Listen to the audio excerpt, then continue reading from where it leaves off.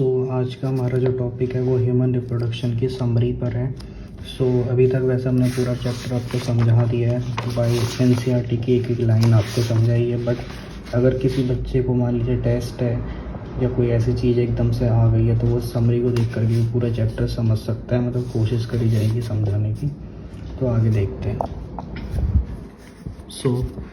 First हम देखते हैं ह्यूमंस आर सेक्सुअली रिप्रोड्यूसिंग, मतलब जो ह्यूमंस होते हैं वो कैसे होते हैं, सेक्सुअली रिप्रोड्यूस करते हैं। एंड आर विविपेरस, विविपेरस कौन से होते हैं, हमने पढ़ा है कि जो विविपेरस होते हैं वो डायरेक्टली बर्थ देते हैं बेबी को, उसमें कोई भी एग नहीं बनता, कोई सेल नहीं होती, मतलब इसमें सबसे ज़्यादा हायर चांस है सर्वाइवल के भी, ये लाइन भी हमने बताई थी।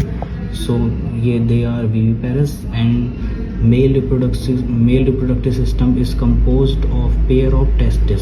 सबसे पहली बात, मेल रिप्रोडक्टिव सिस्टम जो होता है हमारा, उसमें हमारे टेस्टिस होते हैं जो कि हमारे टेस्टिकुलर हार्मोन्स बनाते उसमें होते हैं और ये स्पर्म फॉर्मेशन में हेल्प करते हैं। The mail sex accessory duct and the accessory gland, इसमें कुछ ग्लैंड्स भी प्रेजेंट होती हैं जो कि हमारी, जैसे हमारी ग्लैंड्स कौन कौन सी होती हैं, जो कि स्क्रोटम होता है हमारा और ओवरी, फीमेल्स में ओवरी होती हैं, ठीक है। एंड एक्सटर्नल जेनाइटल, जो हमारा पेनिस और वेजाइना है वो एक्सटर्नल जेनाइटर है। उसके बाद each testis has about 250 compartments, एक टेस्टिस के अंदर 250 कंपार्टमेंट तक होते हैं, मतलब 250 एक तरीके से एग्जांपल के लिए हम कह सकते हैं कि रूम्स हैं, ठीक है। कॉल्ड टेस्टिकुलर लोब्यूल्स, उनको टेस्टिकुलर लोब्यूल्स बोला गया है जो रूम्स हैं। Each testicular lobule contain 1 to 3 highly coiled seminiferous tubules, उस एक टेस्टिकुलर लोब में 1 से 3 हाईली कॉइल्ड सेमिनिफेरस ट्रिब्यूल है, मतलब 250 में सिर्फ एक में, 250 के सिर्फ एक में 1 से 3 हाईली कॉइल्ड सेमिनिफेरस ट्रिब्यूल है। तो कैलकुलेट कर सकते हो कि 250 में कितने होंगे, ठीक है।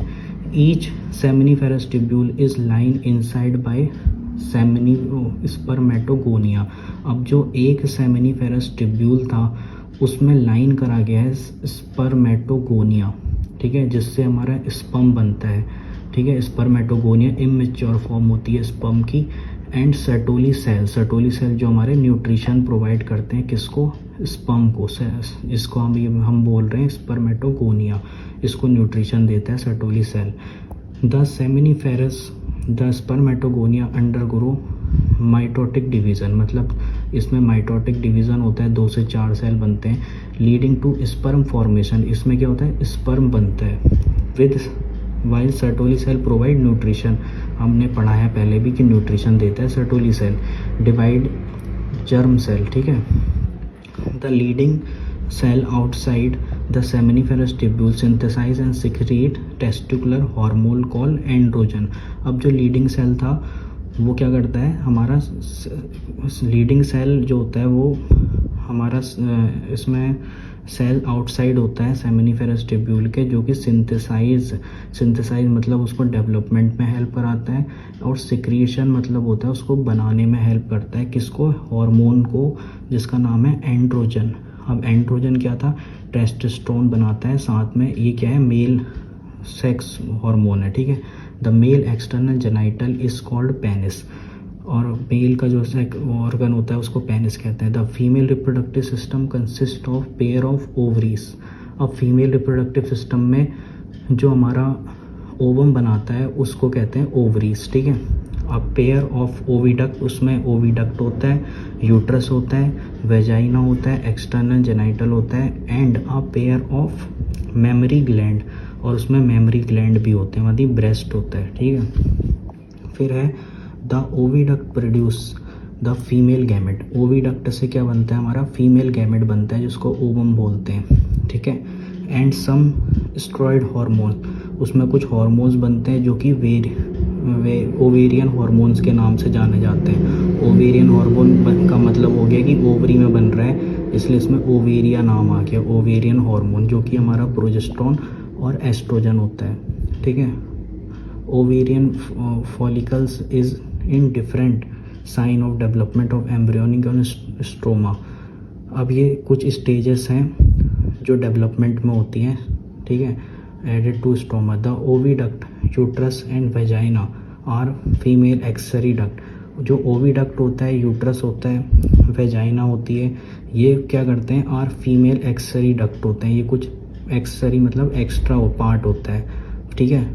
उसके बाद द यूट्रस हैज़ 3 लेयर। अब जो यूट्रस था जिसमें हमारा जो एम्ब्रियो लटका हुआ था, उसमें 3 लेयर्स हैं।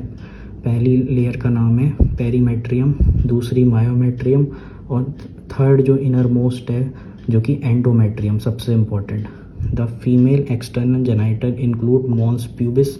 मॉन्स प्यूबिस क्या होता है, एक फैटी, इसमें लिखा है फैटी टिश्यू होता है जो कि फैट से भरा हुआ होता है, ठीक है। Mons pubis, labia majora upper lip, labia minora lower lip को कहते हैं। एंड हाइमन, हाइमन हमें पता ही था, हाइमन क्या होती है, एक उससे मतलब रियल में तो नहीं बट कह सकते हैं कि ये मतलब शो करती है कि कोई जो है वो मतलब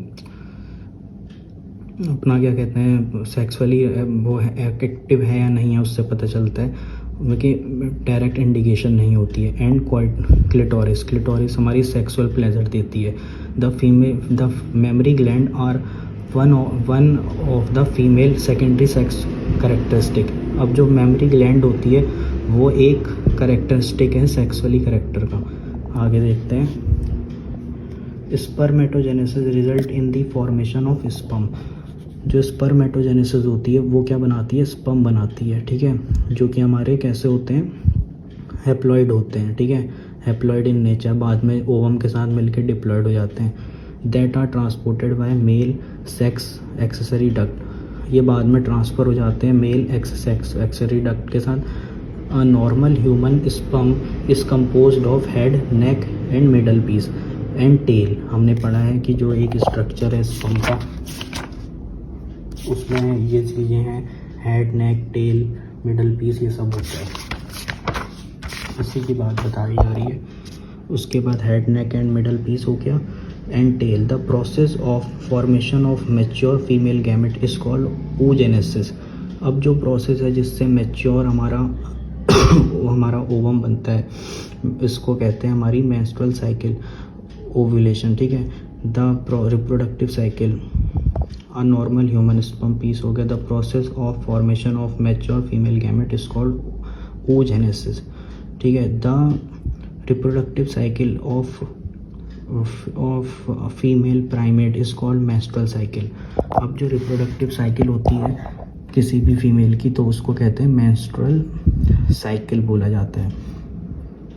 menstrual cycle start only after attaining sexual maturity, जिसको प्यूबर्टी कहते हैं। मेंस्ट्रुअल साइकिल तभी होगी जब कोई बंदा या बंदी जो है वो सेक्सुअली एक मैच्योरिटी आ जाती है उसके अंदर, उसी को कहते हैं, उस इस स्टेज को कहते हैं प्यूबर्टी, जो कि हमारी कितने से होती है, करीब 12 से लेकर के 16 साल के अंदर में ये स्टार्ट हो जाती है। और जब ये ख़त्म होती है तो इसी को मिनार्च भी बोला जाता है, ये भी बताया था।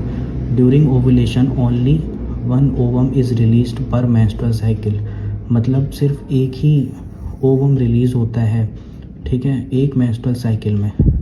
The cyclic changes in ovary and the uterus during menstrual cycle are included by changes in level of pituitary and ovarian hormone।